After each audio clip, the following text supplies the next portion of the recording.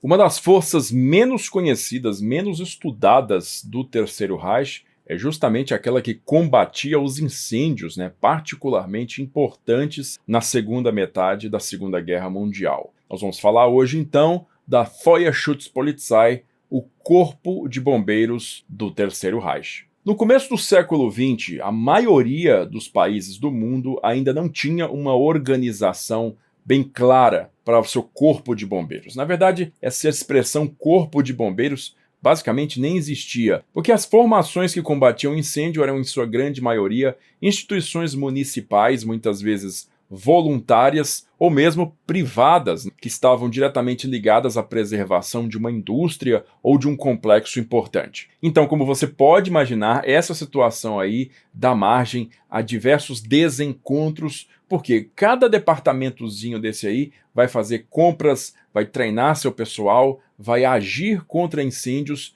de forma diferente. E na Alemanha, em 1911, foi feito o primeiro esforço vindo do Departamento de Combate a Incêndios de Berlim para tentar padronizar todos os processos e equipamentos dos serviços de combate a chamas em todo o Segundo Reich alemão. Esse esforço aí não vai dar em nada e o assunto só vai ser retomado em 1920, depois da Primeira Guerra Mundial, quando vai ser fundado o Comitê Técnico para Padronização de Equipamentos de Combate a Incêndio. Esse comitê aí vai produzir um manual de escadas, mangueiras, bombas, acoplamentos e vai distribuir esse manual para todos os departamentos da República de Weimar, mas esse manual aí vai funcionar muito mais como uma recomendação do que como uma diretriz imposta a esses departamentos, e a coisa, na verdade, não vai mudar tão cedo. Esse vídeo aqui, aliás, eu estou dedicando ao meu amigo Marcelo Castro, que é bombeiro lá em Porto Alegre,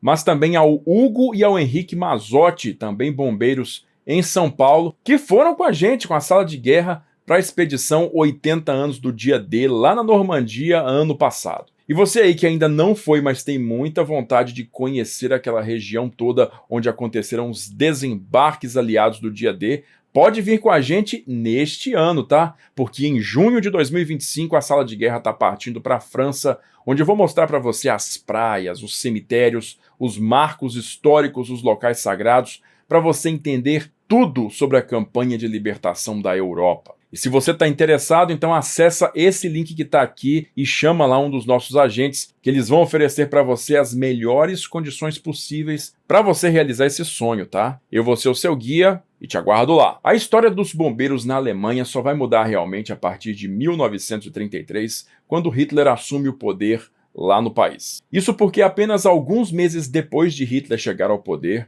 aconteceu um grande incêndio na cidade de Eschelbronn, que fica lá no sul da Alemanha, na província de Baden. E o que aconteceu nesse grande incêndio, que saturou as capacidades do pequeno departamento anti-chamas da cidade? Eschelbronn pediu por ajuda de outros departamentos de incêndio de outras cidades e regiões, mas quando aqueles caminhões e aqueles bombeiros chegaram à cidade, eles simplesmente não conseguiram conectar as mangueiras aos hidrantes da região, porque não havia nenhum tipo de padronização para aqueles equipamentos. Com base no resultado desse desastre aí, então, no ano seguinte, 1934, o Ministério do Ar do Hermann Göring, então, emitiu uma diretriz nacional para todos os departamentos anti-chamas para que padronizassem seus equipamentos, começando pelos pulverizadores leves e médios, pelas escadas giratórias e também pelos caminhões que eram usados. O Ministério do Ar também começou a usar como padrão o exemplo da Prússia Oriental, onde todos os departamentos anti-chamas estavam administrativamente controlados diretamente pelo governo da província, resultando assim numa melhor coordenação dos esforços no caso de um grande incêndio irromper numa das cidades prussianas. O ministério também começou a pensar muito em transformar os departamentos de combate às chamas numa força eficaz para se defender de ataques aéreos, já esperando a ação de bombardeiros sobre as cidades alemãs no futuro. E pensando nisso, em 11 de setembro de 1936, o Ministério do Ar novamente emitiu uma diretriz ditando a padronização do uso das mangueiras e também de hidrantes por toda a Alemanha. Mas essas ações aí, no final das contas, tiveram pouquíssimo efeito real sobre os departamentos de combate às chamas, porque os municípios eram os responsáveis por sua gestão e os municípios é que decidiam o que queriam comprar mediante o que achavam que era necessário e também suas possibilidades financeiras. Então, para resolver o assunto de uma vez por todas, o governo alemão passou no dia 23 de novembro de 1938 a Reichsfeuerwehrgesetz, ou Lei de Combate a Incêndio do Reich. A partir da promulgação dessa lei,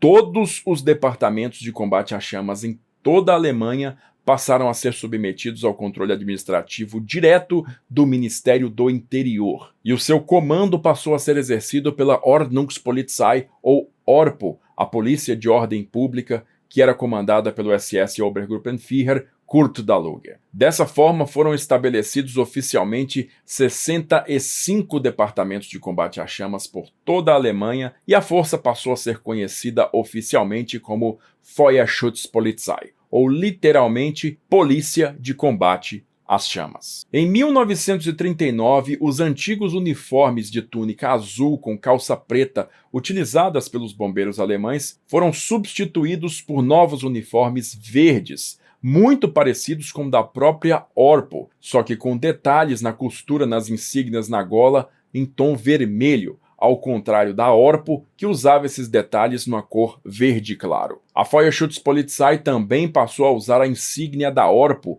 aquela águia laureada, nos seus capes e também nos seus capacetes. Esse novo sistema ainda permitia a existência dos Freiwillige Feuerwehren, ou corpos voluntários de combate às chamas. E esses bombeiros voluntários continuaram a usar os antigos uniformes azuis com calças pretas. Mas com certeza o item de indumentária mais destacado da Feuerschutzpolizei era o seu capacete de combate às chamas, que na verdade era um Stahlhelm preto, que muitas vezes utilizavam aqueles buraquinhos de aeração conhecidos como saleiros, mas que também vinham com a insígnia da ORPO de um lado e a do Partido Nazista, a suástica, do outro. Mas claro, sua característica mais marcante era aquela crina metálica em alumínio que servia para aumentar a durabilidade do capacete, aumentar a sua resistência a impactos, mas que também, durante o combate às chamas ali, conseguia proteger melhor a cabeça do bombeiro contra destroços que pudessem cair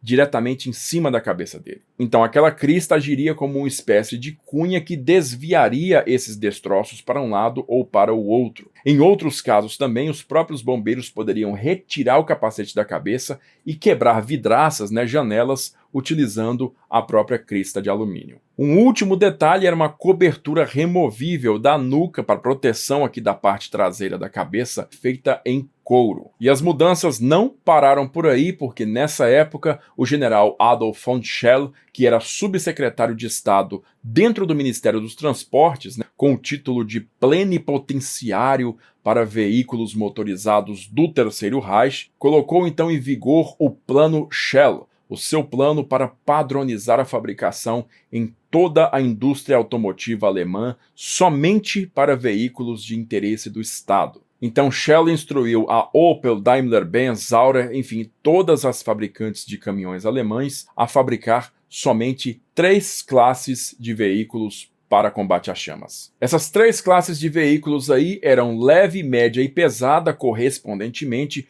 1,5, 3 e 4,5 toneladas, sendo que os caminhões leves carregavam uma escada de 17 metros de comprimento, os médios uma de 22 metros de comprimento e os veículos pesados de 4,5 toneladas levavam uma escada de até 32 metros de comprimento. Uma outra mudança é que os veículos de bombeiros alemães até aquele momento eram padronizados numa cor vermelha. Porém, apesar de serem padronizados, nesse vermelho não tinha nada de padrão, porque ele podia ser mais claro, mais escuro, beirando marrom em alguns casos. Então o governo estipulou uma nova cor para os veículos dos bombeiros, que passaram a vir de fábrica pintados em verde abeto, que é um verde abacate bastante sólido, bastante vivo. Com o começo da Segunda Guerra Mundial e o bombardeio que a Luftwaffe realizou à capital polonesa Varsóvia naquele mês de setembro de 1939, inspetores dos bombeiros alemães, pouco depois da rendição polonesa, foram a Varsóvia para poder conversar com bombeiros poloneses que combateram as chamas decorrentes do ataque aéreo alemão. E com base na experiência desses bombeiros poloneses, junto com a experiência francesa de criar grupamentos especiais para proteger alguns setores específicos importantes do esforço de guerra francês, em novembro de 1939, então, o governo alemão criou o conceito de Feuerschutzpolizeiregiment, ou Regimento de Combate às Chamas. Essas novas unidades aí deveriam acompanhar o avanço da Wehrmacht em território estrangeiro, onde quer que o exército pisasse, e lá naquela região fizesse a proteção da infraestrutura julgada essencial para o esforço de guerra alemão. E o regimento número 1, que foi criado na Saxônia em 1939, seguiu a linha de frente em 1940 na Holanda e também na França, e após a queda da França naquele verão, ainda combateu incêndios decorrentes de ataques inimigos aos portos do Atlântico em Le Havre, Brest, La Rochelle e Saint-Nazaire, que aliás abrigavam os bunkers de submarinos alemães que você pode conhecer no nosso vídeo que está bem aqui. Esse primeiro regimento de bombeiros também tinha o chamado Grupo Leste, que seguiu para a União Soviética após o início da Operação Barbarossa em junho de 1941 e combateu diversos incêndios que foram iniciados pelos próprios soviéticos na capital ucraniana Kiev em setembro daquele ano, bem no contexto da batalha pela cidade. No ano seguinte, 1942, esse grupo do Regimento 1 seguiu para o extremo leste da zona de avanço alemã e por um curto período de tempo protegeu os campos petrolíferos que tinham sido recém-capturados dos ataques soviéticos que visavam destruí-los. Posteriormente, esse mesmo Grupo Leste foi recuado para a Romênia, onde passou a proteger os campos petrolíferos e as refinarias de Ploiesti, essenciais para o esforço de guerra alemão. No total, os alemães tiveram 6 regimentos de bombeiros, com outros 3 sendo criados em 1941. O Regimento 2, em Hannover, que foi criado em janeiro de 1941. O Regimento 3, que foi criado na Prússia Oriental em junho de 41. E o Regimento 4, que foi criado na Ucrânia em setembro de 1941. Em 1942 foram criados os regimentos 5 na Boêmia e na Morávia e o regimento 6, por fim, foi criado na Holanda. Cada um desses regimentos aí continha pelo menos 1.000 bombeiros, e o total de veículos de combate a chamas que eles utilizavam ultrapassava a casa de 2.500 veículos. Isso para você ter uma noção do quão grande, o quão vultoso era esse esforço. Mas com a maré da guerra mudando contra os alemães, particularmente a partir de 1943, a Feuerschutzpolizei começou a sofrer com falta de dotação orçamentária e também de capacidade de reposição de recursos humanos. Então, naquele ano de 1943, os 6 regimentos acabaram sendo debandados. Os regimentos de bombeiros, então, foram substituídos por batalhões de bombeiros. 9 batalhões de bombeiros independentes, bem mais capazes de se movimentar e cobrir uma área bem maior. Porém, essa nova estrutura aí sofreu muito com problemas de recrutamento, sendo que cada um desses 9 novos batalhões de bombeiros eram compostos por 4 companhias. Só que num reflexo dos problemas que eu já mencionei, a 4ª companhia de cada um desses batalhões era composta por Volksdeutsche, ou seja, alemães étnicos estrangeiros ao Terceiro Reich, bem como por ucranianos e poloneses. Nessa época aí, a Feuerschutzpolizei também atingiu o seu tamanho máximo, com 86 departamentos independentes estabelecidos em cidades alemãs, e nesse período aí também aquela padronização na cor verde para os caminhões passou a não ser mais possível devido ao racionamento cada vez maior de matérias-primas, incluindo o pigmento verde para tintura na indústria. Então os caminhões dos bombeiros, a partir desse momento aí, passaram a também serem entregues no Feldgrau, ou cinza, do exército alemão. A situação da Feuerschutzpolizei, que nunca foi tranquila, ficou pior a partir de março de 1944, pouco depois da Big Week, a semana onde a 8ª Força Aérea dos Estados Unidos, baseada na Inglaterra, agora sob comando do general James Doolittle, tinha realizado uma semana em que diversos ataques foram concentrados contra a Luftwaffe e a indústria de produção de caças na Alemanha. O resultado disso aí foi que a Luftwaffe realmente tomou um golpe do qual ela nunca se recuperou e os céus sobre o Terceiro Reich passaram a ficar abertos para as incursões dos bombardeiros alemães, o que significou que a partir de março de 1944, Berlim começou a tomar bomba numa frequência assustadora. Esse novo cenário desesperador aí também refletiu em mudanças na organização em solo dos bombeiros alemães. E no verão de 1944, tanto a polícia de ordem pública, a Orpo, quanto os bombeiros, a Feuerschutzpolizei, passaram a ser controlados diretamente pela SS. E o Departamento de Combate às Chamas de Berlim passou a ser comandado pelo SS Brigadeführer und Generalmajor der Feuerschutzpolizei, Walter Goldbach, que tinha sido instrumental, aliás, na aprovação da Lei de Combate ao Incêndio de 1938. Tentando combater os danos aos inúmeros bombardeios que aconteciam sobre a cidade, Goldbach, na verdade, estava tentando pelo menos fazer o mínimo, e prédios muito grandes com incêndios descontrolados eram simplesmente dinamitados pelos bombeiros para extinguir as chamas com a própria explosão. No começo de 1945, os bombardeios sobre Berlim se tornaram quase diários e no começo de abril de 1945, os soviéticos se aproximaram da cidade. Sob ameaça clara de cerco da capital alemã pelo Exército Vermelho, Goldbach então ordenou que suas unidades de bombeiros fugissem pela última estrada que ainda se encontrava aberta rumo a oeste. E cumprindo suas ordens, cerca de 100 veículos de combate às chamas com suas guarnições correspondentes conseguiram sair da cidade e dias depois se render aos britânicos no norte do país. Mas ao tomarem notícia dessa ordem de Goldbach, a SS então o prendeu e no dia 25 de abril, sendo acusado de alta traição, Goldbach acabou sendo executado. Seus bombeiros, contudo, continuaram na linha de frente no combate às chamas dentro da cidade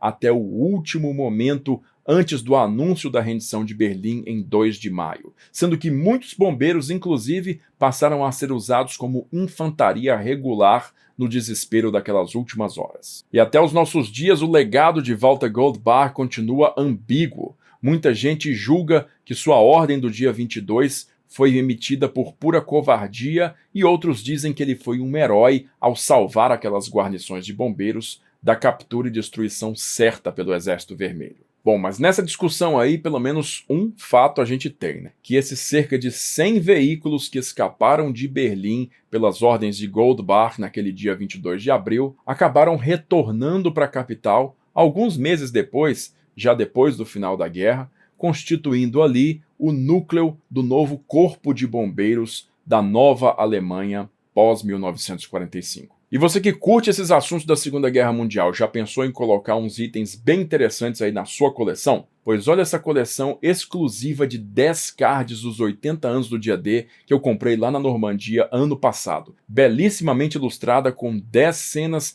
que cercam os eventos da Operação Overlord. E ela agora pode ser sua, porque o bilhete para concorrer custa apenas R$2 e você compra no link que está aqui na descrição. Garante o seu lá e boa sorte! Agora me diz você aí, você já conhecia a história da Feuerschutzpolizei, da Polícia de Combate às Chamas do Terceiro Reich? Ou o que eu falei hoje foi completa novidade para você? Conta pra gente aqui nos comentários. Como sempre, se você gostou desse vídeo, então compartilha ele com seus amigos, mas também dá um joinha pra gente e não esquece de se inscrever na Sala de Guerra para não perder mais nada. Bom, eu vou ficando por aqui, agradeço novamente a sua audiência e aquele abraço da Sala de Guerra.